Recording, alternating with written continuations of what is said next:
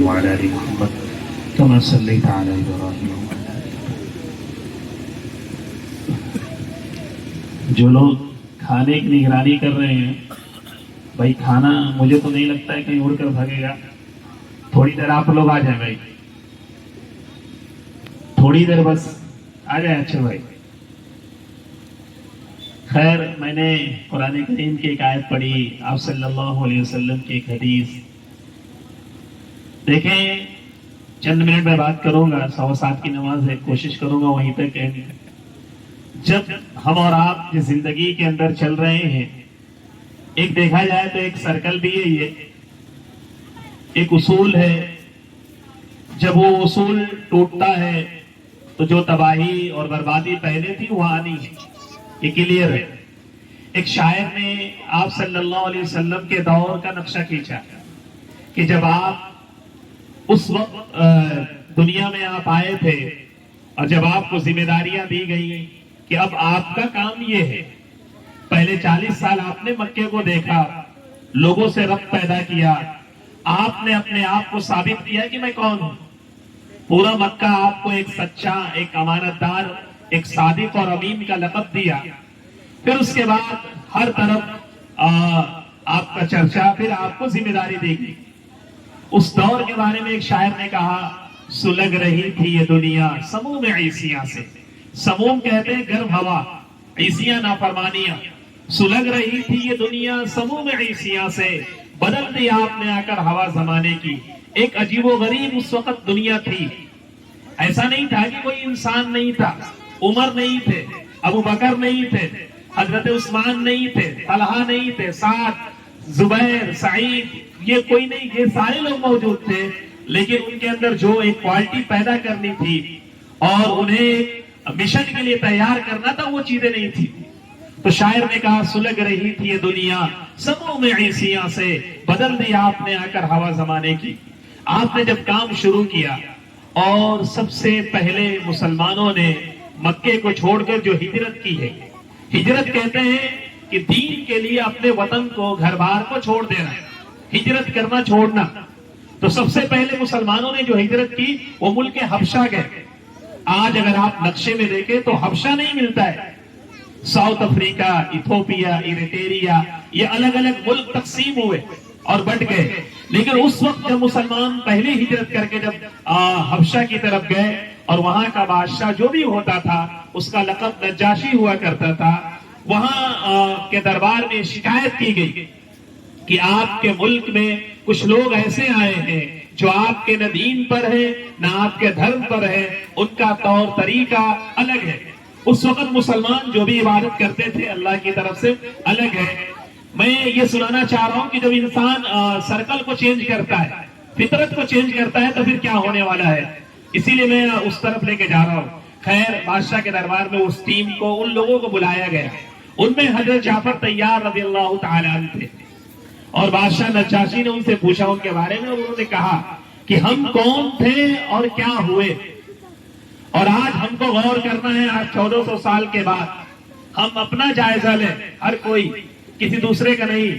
انہوں نے جو تقریر کی میں اس کا تھوڑا سا مختصر سناتا ہوں. انہوں نے کہا اس نجاشی کے دربار میں، یا ایھا الملک کنا قوما اہل الجاہلیہ نعبد الاصنام ونأکل المیت ونأتی الفواحش ونمسی الجوارح.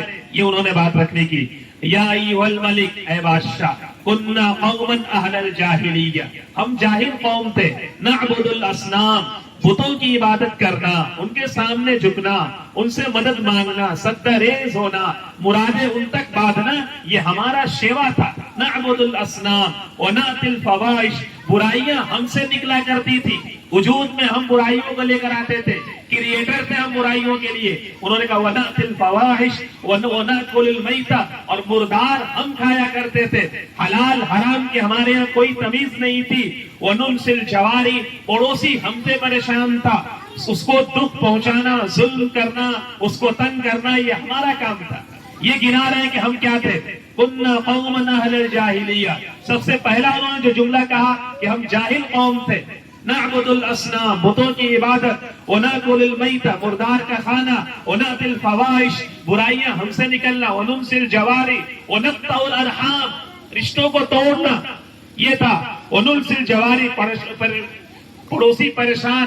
اور آگے انہوں نے کہا کہ جو ہے وَكُنَّا يَأْكُلُ الْمِنَّ الزَّعِيفِ، کہ ہم میں کا جو طاقتور تھا وہ کمزور کو کھاتا تھا، دبایا جاتا تھا.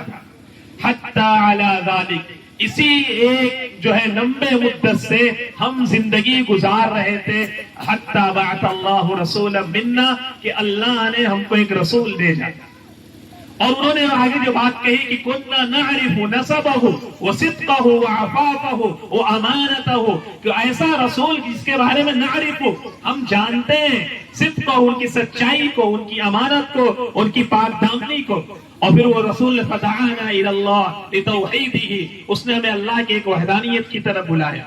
اس نے بتایا کہ ہم کون ہیں، ہمیں جھکنا کہاں ہے، ہمیں ہماری پیشانی بل کہاں کھانی ہے، ہم جس کے ساتھ ظلم کر رہے ہیں اس کے ساتھ کیسا پیش آنا ہے. وہ سبق دیا، وہ عد الامانہ، اور جو ہم باتوں کی سچائی، امانتداری کا ادا کرنا. پھر ہم یہ تھے، انہوں نے پورا ایک وہ سچویشن کو بیان کیا، ہم کیا تھے اور کیا ہو گئے. اسی پر آپ صلی اللہ علیہ وسلم نے 23 سال محنت کی. آپ نے پھر ٹیم کو آپ نے تیار کیا. آپ کے دور میں اسلام یہاں تک نہیں آیا تھا، آپ نے افراد تیار کیے، لوگ بنائے جو آپ کے مشن کو لے کر چلے، اور ان برائیوں سے نکال کر کے آپ نے لوگوں کو تیار کیا. آج ہم غور کریں، کیا وہ برائیاں جو حضرت جعفر طیار نے نجاشی کے دربار میں گنوائی تھی، ہمارے معاشرے میں، مسلم سماج اور سوسائٹی کے اندر جو بڑے دھڑلے سے کہتے ہیں کہ میں مسلمان ہوں، لا الہ الا اللہ کا حوالہ بھی دیا جاتا ہے، حسینی ہونے کا حوالہ، عاشق رسول ہونے کا حوالہ، کیا وہ برائیاں ہمارے اور آپ کے بیچ موجود ہیں یا نہیں ہے؟ یاد رکھیں، دنیا اگر اس طرف جائے گی پھر تو جو تباہیاں اس دور میں تھی وہ تباہیاں آج ہوگی، اسے کوئی روک نہیں سکتا.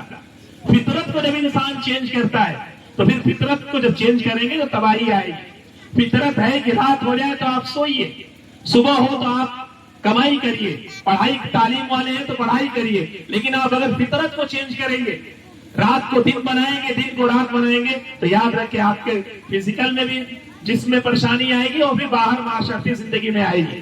جیسے ممبئی والے ایک جملہ بولتے ہیں، Mumbai is never slip, Mumbai کبھی نہیں سوتی. فطرت کو چینج کیا ان لوگوں نے، تباہی کلیئر ہے. ان کی صبح 1 بجے ہوتی ہے، جو ہوٹل وغیرہ چلاتے ہیں آپ دیکھیے 3 بجے 4 بجے بند ہو رہے ہیں. چینج کر دیا ان لوگوں نے اپنے آپ کو. تو خیر، اس وقت آپ صلی اللہ علیہ وسلم نے جو محنت کی اور جن برائیوں سے لوگوں کو نکالا اور لا کر کے تیار کیا، کیا ہم اس طرف بڑھ رہے ہیں؟ کیا ہمارا پڑوسی ہم سے خوش ہے؟ کیا ہماری رشتہ داریاں ہم سے جڑ رہی ہیں؟ کیا ہمارا جو بغل میں کمزور آدمی ہے ہم اس کی حمایت کے لیے کھڑے ہو رہے ہیں یا پھر اس پر ظلم کرنے کے لیے؟ مسلمانوں کے ہر گاؤں ہر محلوں میں کچھ افراد ایسے ہونے چاہیے، اگر کسی پر ظلم ہو تو اس کے خلاف کھڑا ہوا جائے. یہ ایمان کا حصہ ہے. آپ صلی اللہ علیہ وسلم نے بیان فرمایا، من رہا منکم منکرا، کہ اگر آپ کے سامنے کوئی غلط کام ہو، شریعت کے خلاف کام ہو رہا ہے، اور اللہ نے اگر آپ کو طاقت دی ہے آپ اس کو اپنے ہاتھ سے روک سکتے ہیں تو روکیے. فَإِن لَّمْ يَسْتَطِعْ، اور اگر اس کی طاقت نہیں ہے ہاتھ سے روکنے کی تو آپ زبان سے منع کریں، بھائی تو غلط کر رہا ہے، بھائی تو اپنے طاقت کا غلط فائدہ اٹھا رہا ہے، صحیح نہیں کر رہا ہے، تو غلط کر رہا ہے. اور اگر اس کی بھی طاقت نہیں ہے آپ اس کو دل میں برا سمجھیے. ذالک اضعف الایمان، ایمان کا سب سے آخری لیول. کیا ہم اب غور کر پورے گاؤں لیول پر، میں آپ کو اپنے کو بھی شامل کرتا ہوں، آپ کو بھی، سب کو، کیا ہمارے یہاں کسی پر ظلم ہو رہا ہے تو کچھ افراد ہے اس ظلم کے خلاف کھڑے ہونے کے لیے؟ ہمیں انصاف چاہیے حکومتوں سے، ہمیں انصاف چاہیے عدالت میں بیٹھے ہوئے لوگوں سے. اور ہمارے سامنے جب چیزیں ہو رہی ہیں کیا انصاف کی بات ہو رہی ہے؟ بھائی نہیں ہے سر. کوئی ٹیم نہیں ہے کہ جو اس کے لیے کرے، کوئی سوچ بھی نہیں رہا ہے. اس دور میں جو 21ویں سینچری کہتے ہیں اس کو، اس میں کون سروائیو کرے گا، کون زندگی آگے لے جائے گا، ہونا کیا چاہیے؟ بہت کچھ اگر دیکھا جائے تو بڑے مائنس پوائنٹ ہیں. ان مائنس پوائنٹ کو پلس کرنے کے لیے اگر میں اپنے گاؤں لیول کی بات کروں تو کچھ نہیں تیار، کچھ بھی نہیں ہے بھائی. کلیئر، ایک اسکول اپنے پاس نہیں ہے کہ آپ اپنے بچوں کو بھیج کر پڑھا لیں. مدرسے کی کوئی جگہ نہیں ہے بھائی، مدرسہ نہیں ہے. سب کے پاس کہتے ہیں سب پیسے والا ہے، کوئی سوچنے والا نہیں ہے کہ فیوچر کہاں جا رہا ہے، ان نسلوں کا ایمان کیا ہوگا. آج کا مستقبل ہمارے ہاتھ میں ہے. 2025 کے مالک ہم ہیں, آگے ہم رہیں گے, لیکن آج جو 7 سال 8 سال کی جنریشن ہے جو کل بڑی ہوگی, ان کا ایمان کہاں جائے گا, ان کا رخ کہاں جا رہا ہے, وہ کس طرف جا رہے ہیں, یہ بہت گہرائی سے بیٹھ کر سوچنے کی ہے. اگر آج نہیں سوچا گیا تو پھر یاد رکھیے پانی ابھی سوراخ کر رہا ہے, جب باندھ کو توڑ دے گا کسی مائی کے لال میں دم نہیں ہے کہ اس کو روک کر بن سکے. تو میں بات یہ کہہ رہا تھا کہ جب سرکل گھومے گا, اس دور میں جب برائیاں تھیں تو لوگ ایسے تھے, حالات. اب اگر وہی چیزیں آ رہی ہیں, پڑوسی پریشان ہے. آج قرآن کریم کی ایک آیت ہے, میں نے اس پر بڑی مسجد میں آج بات کی, سورہ ہود کی آیت ہے. اس میں اللہ نے کہا ہے کہ اللہ انسانوں کو جب کچھ نعمت دیتا ہے, وَلَئِنْ أَذَقْنَا الْإِنسَانَ مِنَّا رَحْمَةً, اپنی طرف سے کچھ نعمت اللہ ثُمَّ نَزَعْنَاهَا مِنْهُ, اور پھر جب لے لیتا ہے, إِنَّهُ لَيَئُوسٌ كَفُورٌ, انسان مایوس ہوتا ہے. جب اللہ ہمیں مٹی سے اٹھا کر عمارت میں لایا, ہمارے مکانات کمزور تھے, مٹی تھے, اور ہم بہتر آ گئے, تو ہمارے اندر جھکاؤ ہونا چاہیے, ہمارے بول میں, ہمارے چال میں, ہمارے رہن سہن میں. کل میرے پاس سائیکل تھی, آج بائک ہے, آج 4 ویلر ہے, تو تکبر گھمنڈ نہیں آنا چاہیے. ورنہ اللہ کہہ رہا ہے کہ میں لوں گا, مسئلہ نہیں ہے. اللہ کیا نعمت اگر ہمارے اندر بڑھ رہی ہے تو اس نعمت کا صحیح استعمال کریں, صحیح اس کو رخ دیں, اپنے طاقت کا صحیح استعمال کریں. ورنہ آپ یہاں کر لیں گے, کتنا کریں گے, کسی کی موت جان لے سکتے ہیں, کسی کو دبا سکتے ہیں, لیکن مالک یوم الدین ہے, اس دن کا وہ مالک ہے, وہ انتظار کر رہا ہے, وہ چھوڑتا کسی کو نہیں ہے. ایک شاعر نے کہا, فکر عقبہ کی کر آج ہی بے خبر, کل نہ کر کیونکہ کل کا بھروسہ نہیں, کل نہ آیا کبھی اور نہ آئے گا کل, کل تو کل ایک پل کا بھروسہ نہیں. ناز کتنا تھا دولت پہ قارون کو, قارون کے بارے میں قرآن نے 20ویں پارے میں کہا, ان قارون مفاتیحہ, کہ قارون کی جو چابیاں تھیں ایک ٹیم لے کر چلتی تھی, اور وہ بھی تھک جایا کرتی تھی. خزانے کی چابیاں, بھائی اتنا خزانہ کس کے پاس ہے, لیکن ناز کتنا تھا دولت پہ قارون کو, بھول بیٹھا تھا دین و ایمان کو, خاک میں مل گئی اس کی دولت سبھی, ایسی دولت کا کوئی بھروسہ نہیں. دولت پر گھمنڈ, طاقت پر گھمنڈ, اپنی جوانی پر گھمنڈ, بھائی یہ تو کہیں اور دینا تھا.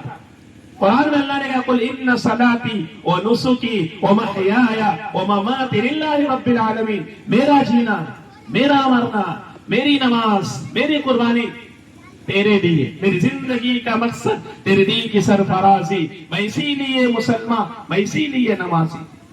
اگر اللہ 2 بات کہتا کہ میری نماز, میری قربانی تیرے لیے, آگے اللہ نے کہا ومحیایا ومماتی, میرا مرنا, میرا جینا, کیا مطلب ہے, یعنی میری پوری زندگی اس کے لیے گزرے, میرا اٹھنا بھی اسی کے لیے ہو, میرا چلنا بھی اسی کے لیے ہو. یہ اصل ہے مسلمان ہونے کا مطلب. جملے بولنے سے کوئی عاشق رسول بول دے میں ہوں, ایسے تھوڑی ہوتا ہے. عشق اس سے دور ہو. عاشق رسول آپ بولے یا کوئی اور بولے, لیکن وہ عشق اترنا چاہیے. محبوب نے جو باتیں کہی وہ مانو, تب کہتے ہیں اس کو عشق. آپ نے کہا مسجدوں کو آباد کرو تو ہونا چاہیے. مسجدیں ویران ہیں, زبانیں گندی بول رہی ہیں, جھوٹ بولا جا رہا ہے, دبایا جا رہا ہے, طاقت کا غلط استعمال, اور اس کے بعد بھی دعویٰ عاشق رسول. تو دعویٰ ہے, جملے بہت سارے لوگ بول رہے ہیں, ملک میں بھی لوگ جملے بول رہے ہیں, تو یہ جملے بازیاں ہیں, حقیقت سے بہت دور ہیں. یہ جملے کبھی کام آنے والے نہیں ہیں بھائی. اصل عمل پر آنا ہوگا, زندگی تبدیل کرنی ہوگی, بدلنا ہوگا, دکھانا ہوگا. مسلمان کا مطلب ہے سلنڈر کرنا, حوالے کر دینا, تابع. اللہ یہ تو نے دیا ہے, یہ پیروں میں طاقت, زبان میں بولنے کی طاقت, آنکھوں میں دیکھنے کے لیے, کان میں سننے, یہ سب تیری طرف سے, اسی کے لیے استعمال کرنا ہے. تو خیر اگر ہم اس طرف جا رہے ہیں, میں بڑے ذمہ دار, میں اپنے کو بھی اور سارے حضرات کو بھی کہتا ہوں, بھائی ان نسلوں کی فکر کریں. ہم اپنی دیکھیں کہ ہم کر کیا رہے ہیں. کتنے ماں باپ ایسے ہیں, مگر مکتب میں پڑھایا گیا بیٹا جھوٹ مت بولنا, بری بات ہے. بیٹا گھر جا رہا, باپ کے موبائل پر کسی کا فون آئے, پکڑا دیے, لو بھائی بول دو ابا گھر میں نہیں ہے. 10 سال کی محنت 10 سیکنڈ میں برباد ہو گئی. یہاں سکھایا جا رہا ہے گالی دینا بری بات ہے, وہ گھر جا رہا ہے, دیکھ رہا ہے باپ ماں کو گالی دے رہا ہے. تربیت اثر کرے گی, کچھ نہیں کرے گی بھائی, ہو ہی نہیں سکتا, ممکن ہی نہیں ہے بھائی. یہاں جو سکھایا جا رہا ہے پریکٹیکل, وہ دیکھ رہا ہے کہ گھر پر تو ہے ہی نہیں ہے. دسترخوان بچھا کر کھانا ہے, وہاں تو کبھی بچھتا ہی نہیں ہے. جلدی سونے کی بات کرنا, وہاں تو کبھی سویا نہیں جا رہا ہے. کھانا رات کو دیر تک چل رہا ہے. تو بھائی یہ مسئلہ صرف آپ کا نہیں ہے, آپ ایک نسل کو جو کل پروان چڑھنے والی ہے, کل کا مستقبل اور فیوچر ان کے ہاتھ میں ہوگا. بہت رخ دے رہے. ابھی تو بہت مسئلے ہیں. کتنے ایسے نوجوان ہیں جو واقعی میں بہت ساری چیزیں نہیں معلوم. بہت سارے ایسے اپنے ہی گاؤں کے, کوئی باہر کے نہیں ہے, کہ اگر سلام نہ کرے تو کوئی پہچان بھی نہ پائے کہ وہ مسلمان ہے. ان کے بالوں کی کٹنگ, ان کے پہناوا, ان کا لباس, ان کے کانوں عجیب کرے تو ان کے ہاتھوں میں کڑا, گلے میں کچھ اور, لگ ہی نہیں رہا مسلمان ہے بھائی. ایک ٹیگ لگایا ہوا ہے بس, باقی لگ نہیں رہا مسلمان ہے. وہ تربیت کرے گا, اس سے اسلام پھیلے گا, اس سے رحمتیں اور برکتیں آئیں گی. گھنٹہ ہے, مذاق ہوگا بس اور کچھ نہیں ہے. تو خیر, میں آپ کے سامنے جو میں نے حضرت جعفر طیار رضی اللہ تعالیٰ عنہ کی تقریر جو انہوں نے حبشہ میں نجاشی کے دربار میں کہی تھی, یا ایھا الملک کننا قوما اہل الجاہلیہ, اے بادشاہ ہم جاہل قوم تھے, نعبد الاصنام وناکل المیتہ وناتی الفواحش وننصی الجواری ونقطع الارحام, کہ ہمارا یہ کام تھا, ہم اسی پر زندگی گزار رہے تھے. حتی بعث اللہ رسولا منا.